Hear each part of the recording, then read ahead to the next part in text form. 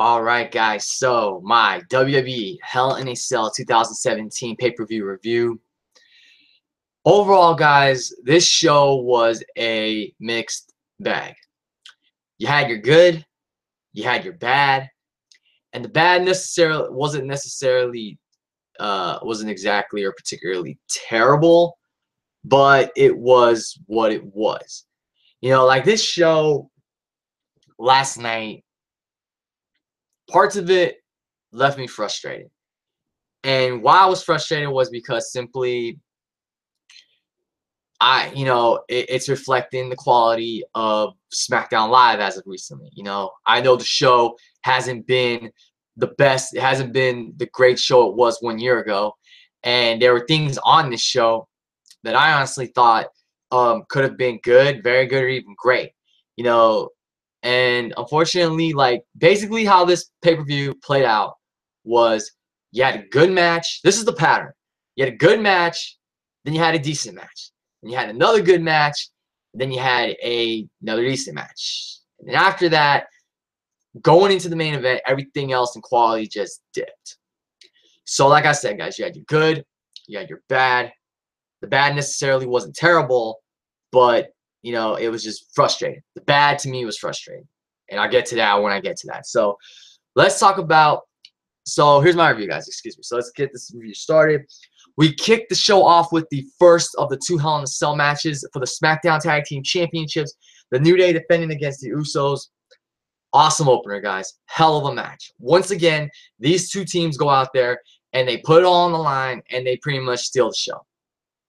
This, in my opinion, was the best Hell in a Cell match of the night and the best match of the night. You know, there are some people that say that Shane McMahon versus Kevin Owens topped this. In my opinion, no way. No way they were topping this. This match was awesome, and it was very brutal, very physical battle. You know, the New Day, they come out and they do their, you know, they do their routine, they do their comedy and whatnot. But in this match, they really showed a vicious side. You know, all the animosity between these two teams, you could really see it in this match, and this was pretty much their final, you know, the final chapter, the final showdown, and they went out there and they just tore the house down in one of the best Hell in a Cell matches I've seen in recent years. Early on, Big E went to hit his trademark spear through the middle rope, and because of where the cell's positioned, and because of how I don't want to say small, but what little space it leaves between the ring and the cell itself, Big E actually hit his head on the steel cell when he hit the spear. Xavier Woods did something very unique in this match. He attacked Jey Uso with 2 trombones, one purple one, which was called Francesca 2000 Turbo, and then another one that was, I believe it was red and green. But anyway, you know, Xavier Woods brought in some trombones and beat up Jey Uso with them. He brought in a cowbell and he brought in a gong. So that was really cool. You know, it was a little comedy thrown into the Hell in a Cell match, but it was something different, something unique. Big E and Xavier Woods hit a nice Uranagi backstabber, combo off the ring apron onto Jimmy Uso. So basically, Big E caught Jimmy, did the Uranagi, and then Xavier Woods slid underneath Jimmy just in time to get his knees up and hit the backstabber. So that was a really nice combination.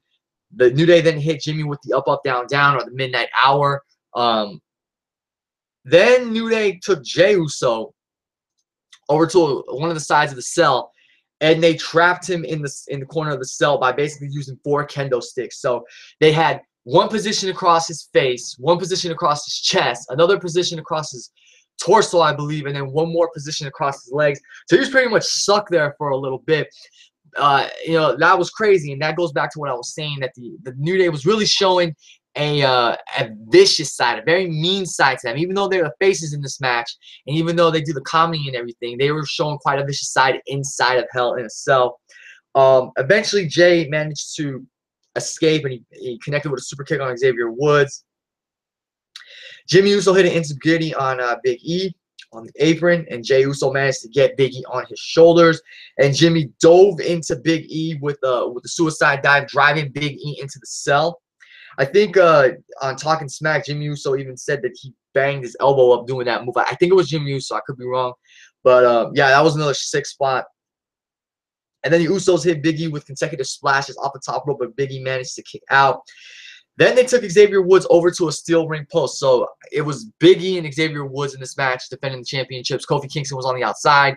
And I can only imagine what Kofi Kingston would have done had he been inside that cell. I'm thinking he would have scaled that thing like Spider-Man or something, you know. So getting back to the Usos, they took Xavier Woods over to one of the steel ring posts and they handcuffed him around the post. And then they subjected him to a brutal series of kendo stick strikes a la John Cena, Randy Orton from Breaking Point 2009. Xavier Woods, I saw the aftermath on his Instagram. His ribs were marked up. He was red and bruised and battered from all those kendo stick shots. After that, Big E made a big comeback. He was taking on, both Usos by himself. He hit a big ending on Jimmy Uso. The Usos then hit a double super kick followed by the double Us onto Big E, but Xavier broke up the pinfall. And then keep this in mind, Xavier Woods is still handcuffed while the Usos take more kendo sticks and just wail on him. And Xavier Woods is he's grinding his teeth. He's trying to thug it out. And he's basically just telling him that, come on, bring it, hit me some more, hit me some more. He got a headbutt on one of the Usos, but then they just continued to beat him down and wear him down with kendo sticks. And then in the end, the Usos placed a steel chair on top of Xavier Woods and hit him with the double Us for the 1, 2, 3. And the Usos are now five-time World Tag Team Champions. They have won their third, I believe, SmackDown Tag Team Championship. 5 altogether. Awesome match. No complaints with the flip-flopping of the championships. Awesome match. You know, again, the Usos and the New Day go out there and they put it all on the line and they steal the show. It's a testament to the greatness of those two teams. And, you know, I think we're looking at the feud of the year for WWE in 2017. Just everything the Usos and the New Day have done since their first match at Money in the Bank to their rematch at Battleground, their rematch at SummerSlam, which was on the freaking pre-show and should have never been on the pre-show, like I've said before. Their Sin City Street Fight on SmackDown, and then this Hell in a Cell match, which honestly, this should be the final match in their feud, because I really don't want to see them have another match. I don't see the point of them having another match. This was build the final chapter, and that was a great way to end the feud. So congratulations to all the superstars involved in this match. Both teams went out there, they killed it. And you know, like I said, people say Shane McMahon versus Kevin Owens topped this. Shane and Kevin was a great Hell in a Cell match, and I'll get to that later, but this match was truly the best Hell in a Cell match of the night and the match of the night as well. So 4 stars. Congratulations to the Usos and the New Day for another awesome tag team championship match. And like I said, guys, we could be looking at the front runners for the feud of the year. Next, we had Randy Orton versus Rusev, and what was a decent match.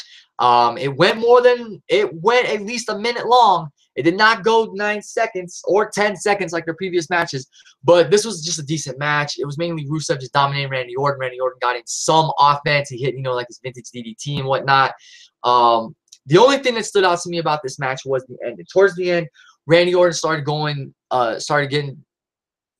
to do what he usually does to prepare for the RKO. But then Rusev pulled what I like to call a Rusev out of nowhere by pulling Orton down and trying to get him into the accolade. But Orton managed to escape and hit the RKO for the 1, 2, 3. So Randy Orton beats Rusev.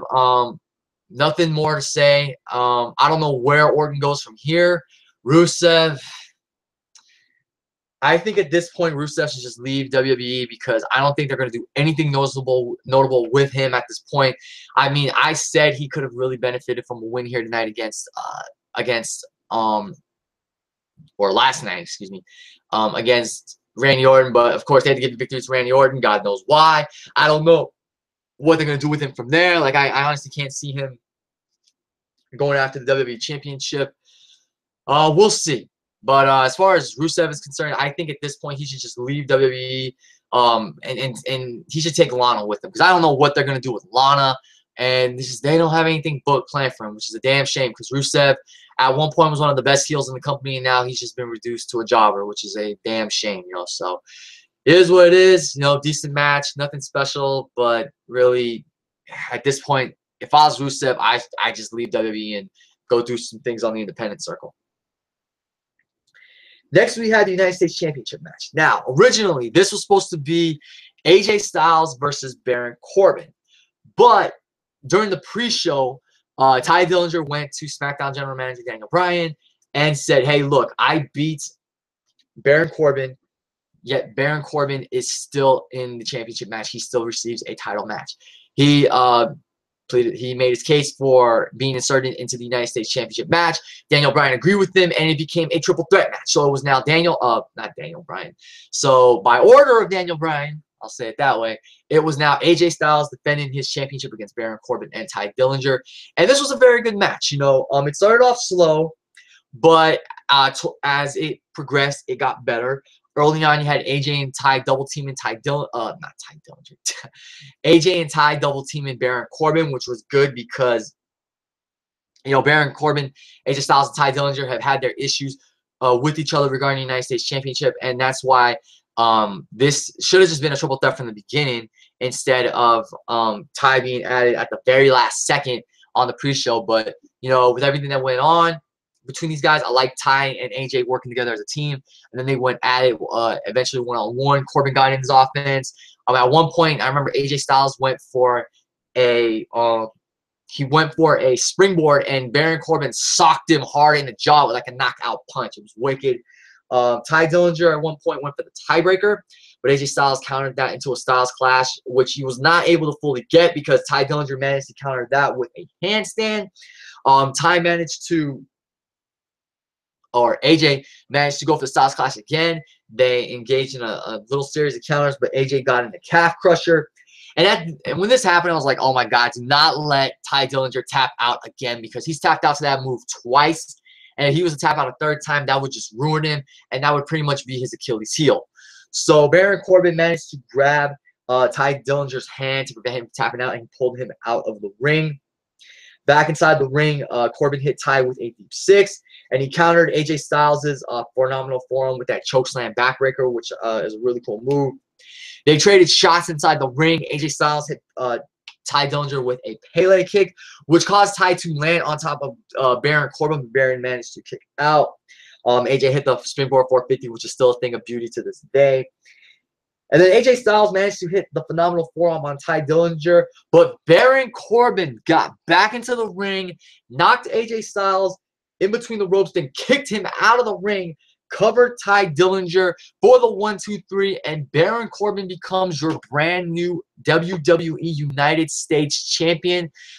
I honestly, like, when, you know, I was surprised and I was shocked because I thought AJ Styles was going to retain, whether it was a triple threat or the traditional singles match between him and Corbin.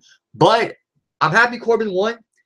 This does make up for some of the damage that was done when he lost his Money in the Bank briefcase when he failed to cash in, and then he lost to John Cena at SummerSlam. And hopefully from here, they'll book Corbin strong as United States Champion.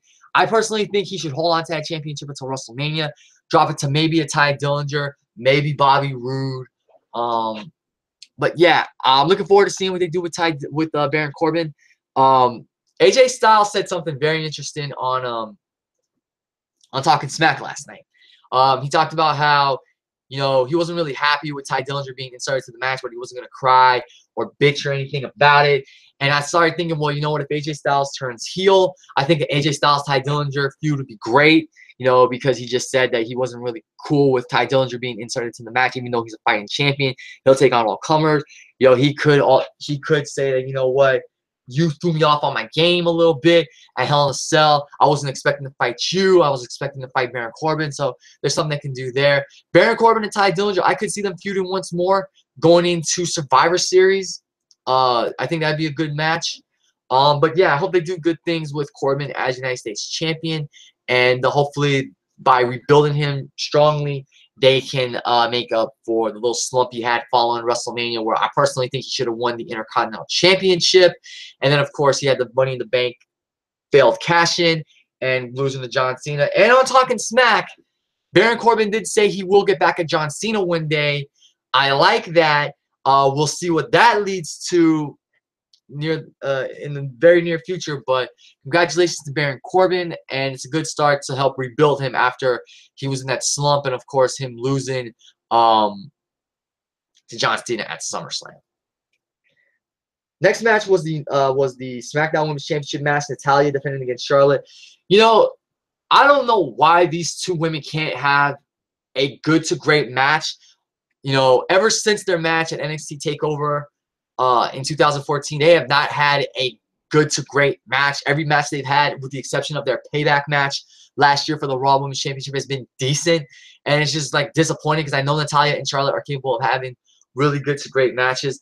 This is again what I was talking about, guys, with the show having, you know, a great opener and then a decent follow-up and then a very good match and then another decent follow-up. So everything was really going fine up until this match, and then, like I said, it just the quality of the show just dipped until we got to the main event. So with regards to this match, you know, Natalya was working on Charlotte's leg. She injured Charlotte's left leg, and she was working on it, which was, you know, nice storytelling and continuity. Nothing really notable in this match. I mean, towards the end, Natalya had the sharpshooter locked in, and Charlotte managed to counter by doing this kind of sunset flip roll, which caused Natty to hit her head on the back of her head on the turnbuckle, which ironically, excuse me, was the same way that Charlotte lost to Natalya in that fatal five-way at Battleground, which earned Natalya the shot at the SmackDown Women's Championship at SummerSlam. So that was cool to see. Charlotte hit a nice moonsault from the top rope onto the outside. But in the end, Natty grabbed a steel chair and just attacked Charlotte with it. At one point, she hit her in the leg with it a couple times. So that was cool. You know, I predicted that Charlotte was going to win, but it was probably going to be a DQ finish or a count out or a no contest or something.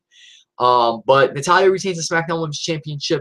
No Carmella on this show, surprisingly. No Carmella coming out teasing a cash-in or anything. So we'll see what happens with her. But yeah, it looks like the Natty Charlotte feud is far from over. We'll see where things go from there. I did like Natalya's steel chair assault on Charlotte. But like I said, man,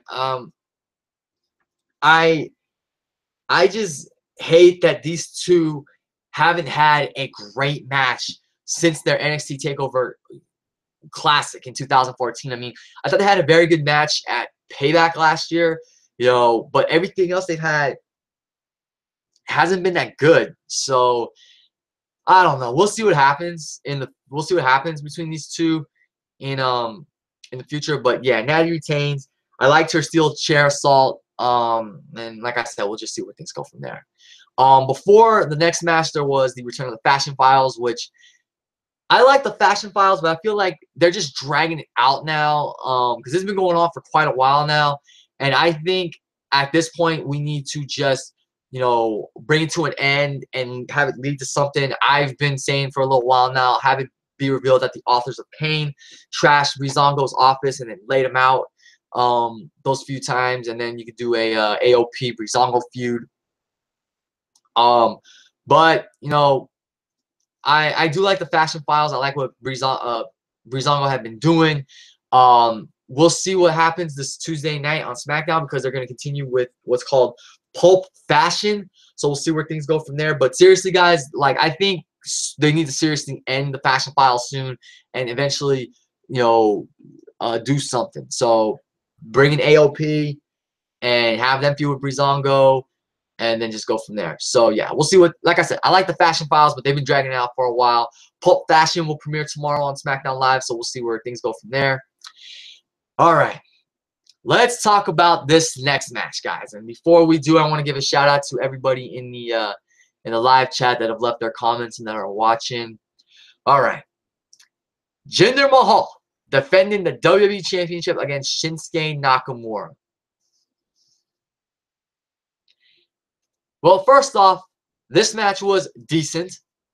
And I can't even say if it was better than their SummerSlam match because I barely remember anything from their SummerSlam match. Yeah, I mean, this match was just decent, guys. It was just decent. The Singh brothers got involved. The referee eventually, you know, ejected him from ringside. Nakamura hit a Kinshasa on Jinder Mahal. The Singhs got involved again by just getting, you know, just giving Mahal enough time to recuperate. So Nakamura hit the Kinshasa on Jinder, but Jinder got he managed to grab the bottom rope, so that broke the count up. Nakamura went after Jinder. They fought in the crowd for a little bit. Nakamura returned Jinder to the ring. Nakamura went for the Kinshasa again. Jinder got out of the way. Nakamura ended up hitting his knee on the turnbuckle. Jinder Mahal hits the Colossus, and Jinder Mahal retains the WWE Championship again. Now, I have a few things to say about this. First off, Jinder Mahal, it's time for him to drop that belt. You know, when he won the WWE Championship at Backlash, I was for it because it was WWE doing something completely different, doing something pretty bold, and they were going to try and make a new star, despite how he'd been previously booked before arriving on SmackDown and becoming #1 contender and eventually winning the championship. Since then, Jinder Mahal has not had one good to great WWE Championship match. The best match he's had, in my opinion, was the rematch with Orton at Money in the Bank. That's it. If I'm talking singles matches, that's the best match Mahal has had as champion. Him and Orton at Money in the Bank. And that was good for what it was. But Jinder Mahal has not had a great match since becoming the WWE champion. And you would think maybe he'd have a good to very good match with Nakamura, let alone two. No, has not been the case. I'm not a fan of his recent promos, what he's been cutting, you know, how the build to this match with him showing those pictures of Nakamura, that's not how you build a heel champion. Jinder Mahal needs to drop the WWE Championship. You know, WWE tried, but they're not doing anything. Jinder Mahal is not putting asses in the seats. He's not converting non-wrestling fans into wrestling fans. He's not bringing new attendance records or whatever. He's not doing it. You know, so they need to take the belt off Jinder Mahal. And this whole thing that Jinder has to be the champion because he's going to be on the India tour. He can be on the India tour. He just doesn't have to be the champion, you know. Promote him for the India tour and the crowd will come and see him, all right? But he does not need to be the WWE champion. So he's still a champion. And now at this point, I don't know who's going to challenge him for the title because Randy Orton's had 3 matches with him and lost all 3. So there's no credibility for Orton to get a 4th shot at Mahal and take the title away from him. John Cena is probably not going to return to WWE until maybe January because he's a free agent and everything. AJ Styles dropped the belt to Baron Corbin in the triple threat. Maybe you could book AJ to contend for the championship, but who else, if not AJ Styles, is going to fight Jinder Mahal for the championship? Now that leads me to my next little complaint. What is next for Shinsuke Nakamura? Can someone, Daniel Geiser said this on his Twitter. So Shinsuke Nakamura can beat Randy Orton and John Cena clean, but he can lose twice in a row to Jinder Mahal.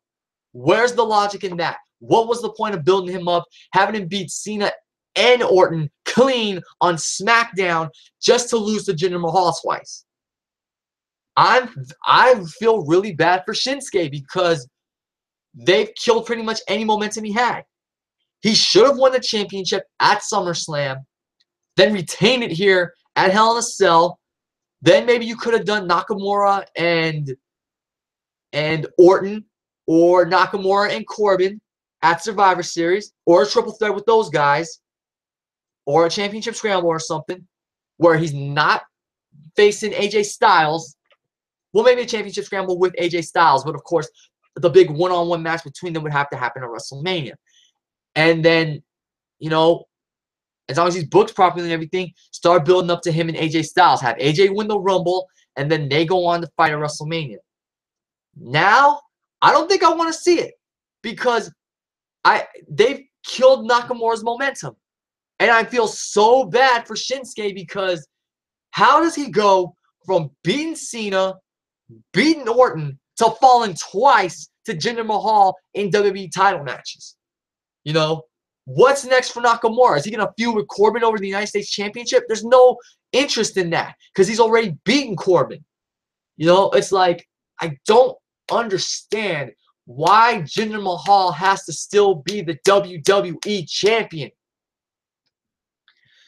And I know my good friend Zach Brown's going to love this little rant. I'm sorry, guys, but I'm speaking the truth. You know, I gave it a chance. I like Jinder, but he's not doing it for me as the WWE champion. In my opinion, Nakamura needs to either go back to NXT, stay on NXT, and never come back to the main roster until they know how to book him properly, or just go back to New Japan Pro Wrestling. And while he's at it, he can take Gallows and Anderson with him because they're doing nothing, and they'll be treated a lot better in New Japan than in WWE. You know, I really thought WWE was going to really do big things with Nakamura. Nakamura could have been one of their big stars, not named John Cena or Randy Orton. But no, they've dropped the ball twice with Shinsuke Nakamura with regards to the WWE Championship, and now I don't even know where he goes from here. You know, it's a damn shame. They're killing Shinsuke's momentum like this, and they're hurting him. This is a damn shame. He's still loved by the WWE Universe, but they've done damage, you know, and I don't know where Shinsuke goes from here. And I'm sick of it, man. Like, I hate it. I hate when WWE drops the ball with NXT standouts like Nakamura, like Ty Dillinger. I just hate it, you know. So we'll see. We'll see is all I have to say. But at this point, I don't see Jinder Mahal dropping the WWE Championship until Royal Rumble or WrestleMania, and he's either going to drop it to AJ Styles or he's going to drop it to John Cena. And I bet a lot of people are going to be happy that he drops it to John Cena, even if it means Cena becomes a 17-time world champion. We'll see. But Jinder Mahal has to drop that championship. He's not doing it for me. And Shinsuke Nakamura, in my opinion, he either needs to go back to New Japan or he needs to go back to NXT, and that's it. You know, come back to the main roster when they get better booking, when they have better creative, and you're better managed. So that's it. That's all I'm going to say about that match because I got two other matches to talk about. After that, and really after Shinsuke lost, I was at the point where I'm like, fuck it, man. I'm really sick and tired of this. I'm frustrated, and I see why SmackDown's been dipping in quality because of stupid booking decisions like this. So at this point, this next match really didn't matter to me. Bobby Roode versus Dolph Ziggler. Solid match, but the crowd was dead because Shinsuke's loss really killed the crowd. You know, they just were so disappointed. They were out of this. They had no interest in this match after that. Solid match, not the glorious debut we were hoping for Bobby Roode. Dolph Ziggler, clear at this point, he doesn't care. I mean, he didn't come out to any entrance music, which of course goes with his gimmick. But yeah, solid match. Bobby Roode got the win. After a series of roll-ups where Dolph Ziggler was trying to win by grabbing a hold of Bobby Roode's tights, and then Bobby Roode countered and he grabbed the hold of Dolph Ziggler's tights. And got the 1, 2, 3. So the babyface used the heel tactic to beat the heel. But what I liked after the match was that Dolph Ziggler got right back up and just drilled Bobby Roode with the zigzag. They might have another match on SmackDown, but I like it. But I like what Ziggler did in the end. But yeah, Bobby Roode won like he should have. But nothing special about this match. I mean, Ziggler did a nice counter to the glorious DDT with a schoolboy. And Ziggler hit his spike DDT, but in the end, Bobby Roode got the win with the handful of tights. So, yeah, solid match. Hopefully, Bobby Roode has some better matches on the main roster. And Dolph Ziggler, yeah, it's just a matter of time before he leaves WWE. And finally, guys, we got to the main event. The Falls Count Anywhere Hell in a Cell match. Shane McMahon versus Kevin Owens. Great way to end the show. Great main event. Great Hell in a Cell match. It was slow in the beginning, but once they got outside of the cell, then it picked up. And then it got even better. Especially when we got to the ending. So while inside the cell, first off, I like how it started with with Shane McMahon confronting Kevin Owens on the outside, going right after him. Kevin Owens going inside the cell, closing the door, telling Shane McMahon, screw you, and then Shane McMahon hitting a crane kick to kick the door back in Kevin Owens' face. I like that. I like that nice start. You know, I thought it was a great match. I just wanted it to be a little better because with the build that this match had, with everything Shane McMahon was fighting for and everything that Kevin Owens did to disgrace the McMahon name and the brutal assault that Owens laid out on, put on Mr. McMahon, I wanted Shane McMahon to really go out there and just want to kill Kevin Owens, you know. And Kevin Owens wanted to just beat the living hell out of Shane McMahon. So it was a great match. I just wanted to see them get a little more vicious, a little more violent. But I did enjoy the storytelling in this match. I did enjoy what they did inside the cell. Shane McMahon went for a shooting star press and he missed. Kevin Owens followed that up with the bullfrog splash. Kevin Owens went for a pop-up powerbomb, and at first it looked like he botched it, but what happened was Shane McMahon actually countered. He grabbed Owens' arm and got him in an arm bar, which he then transitioned into a triangle choke. But then on the but they went to the outside, and Owens managed to break it up with a powerbomb onto the steel stairs. Kevin Owens pulled out a table and he positioned it against the cell with the table legs hanging out of the little holes of the cell, little like chain link, whatever it is. He went for a cannonball off the ring apron, but he missed. Looked like he damn near killed himself. Shane McMahon grabbed half of the broken table and attacked Kevin Owens with it. Back inside the ring, Shane hit the coast to coast, you know, like he does with the trash can on Kevin Owens. And then Shane McMahon went over to the referee and said, open the door, open the door. And I believe it was Mike Chioda. Well, Mike Chioda was referee inside the ring. Mike Chioda was referee. I forgot who's referee inside the ring, whatever. Shane was telling one of the officials to open the door. They didn't want to. Shane grabbed a bolt cutter from underneath the ring and he cut off the lock to open the cell door. Shane and Owens started to do battle on the outside. Kevin Owens then laid out Shane McMahon. He positioned him on the Spanish announce table. First teased that he was going to dive off the barricade onto Shane, but then started to climb to the top of the cell and began teasing diving off it. And he kept, you know, being conflicted. He was going to try to dive, but then he'd stop himself. He tried to go again and whatnot. In the end, Kevin Owens just said, screw it, I'm not going to do it.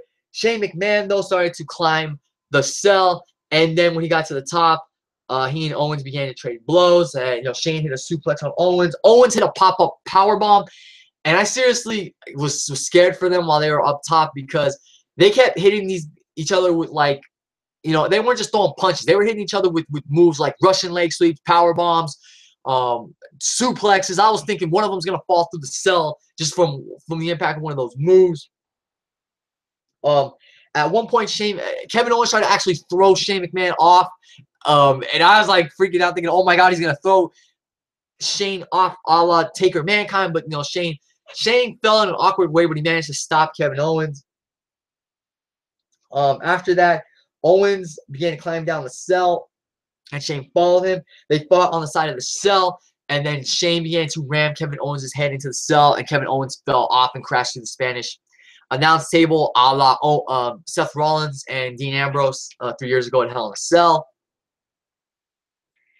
And then Shane picks up Kevin Owens' limp body, and rather than pin him, puts him on the English announce table and begins to climb the cell. And I'm like, here we go. This is going to be WrestleMania 32 all over again. Shane McMahon climbing to the top of the cell. He's going to dive off again, try to finish off Kevin Owens. And in my mind, I'm thinking, okay, Shane's going to do it. He's going to do it again. Oh, my God. But then I started thinking, well, if Shane misses again, then it's going to be like, you know what? Every time he does it from now on, it's not going to be special because we already know he's going to miss. So Shane McMahon dives off Hell in a Cell and misses Kevin Owens. Kevin Owens isn't even on the table when Shane crashes.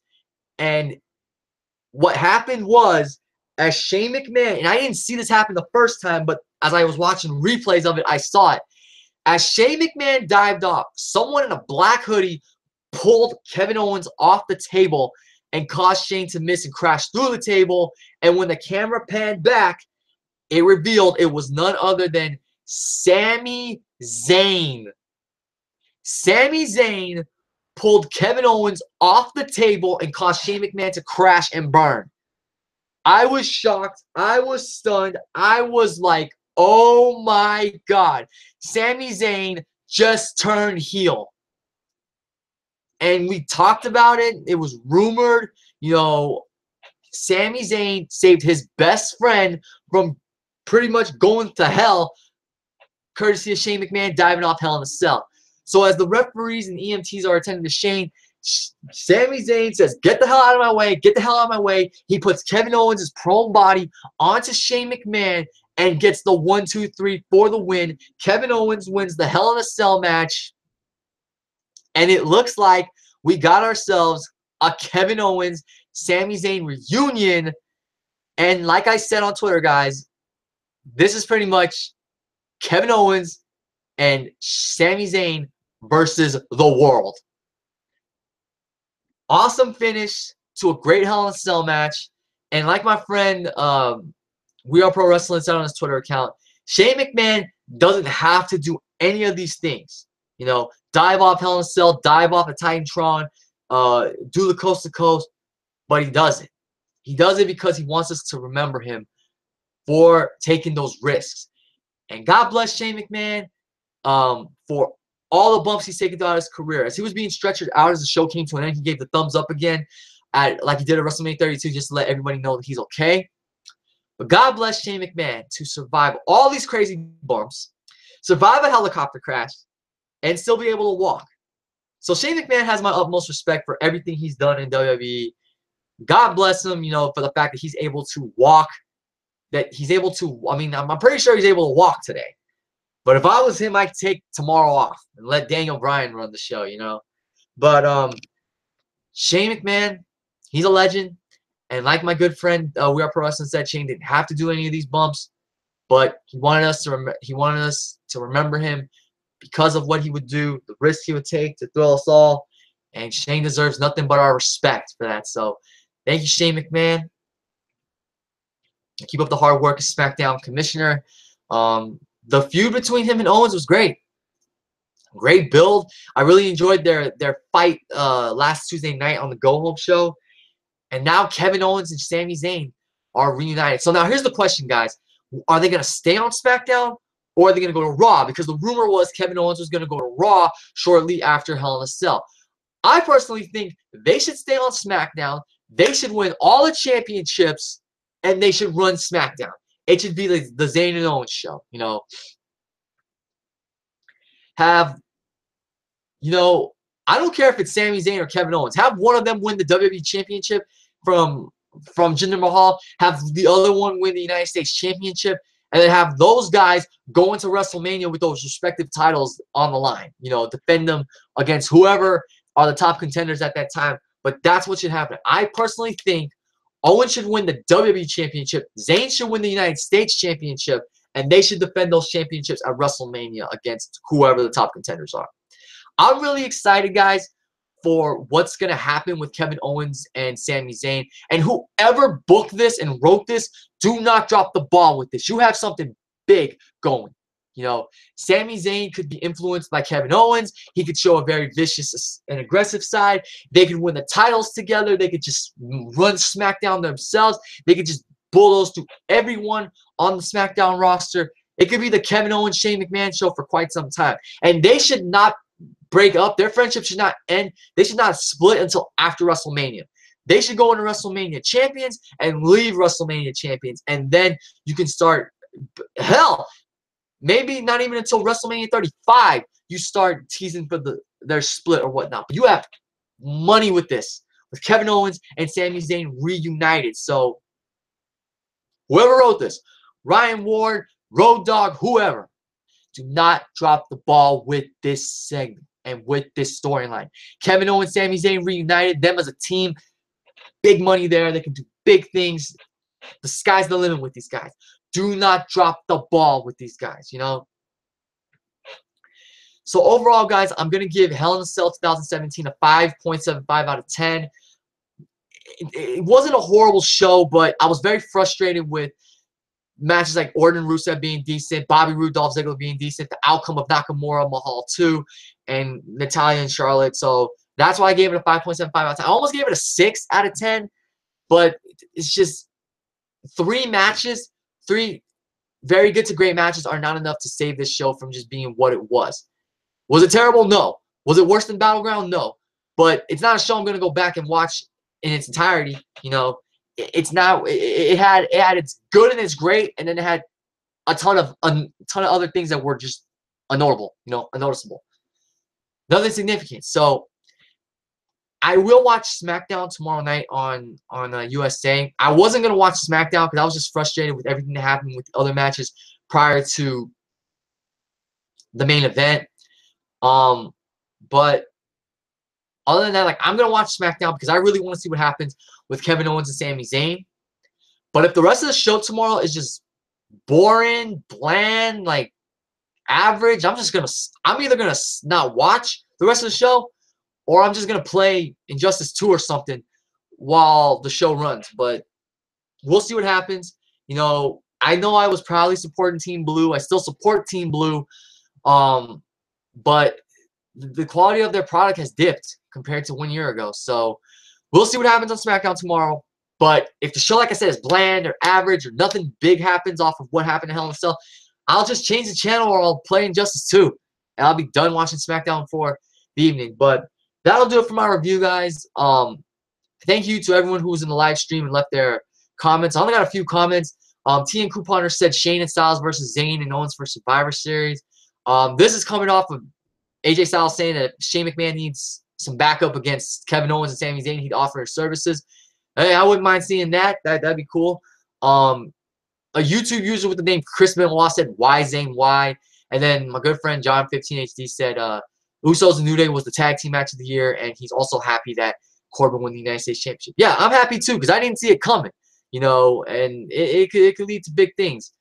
So thanks to everyone who watched during the live stream, and thanks to everyone who watches this afterwards. Of course, leave your comments down below. Tell me what you thought of the show. Which Hell in a Cell match did you like better? What are you looking forward to with a few of the things that went down last night at Hell in a Cell? And yeah, thanks as always for watching and listening, guys. It's Robbie One Kenobi signing off. Everybody have a good day, have a good night, and I will catch you guys later. Peace.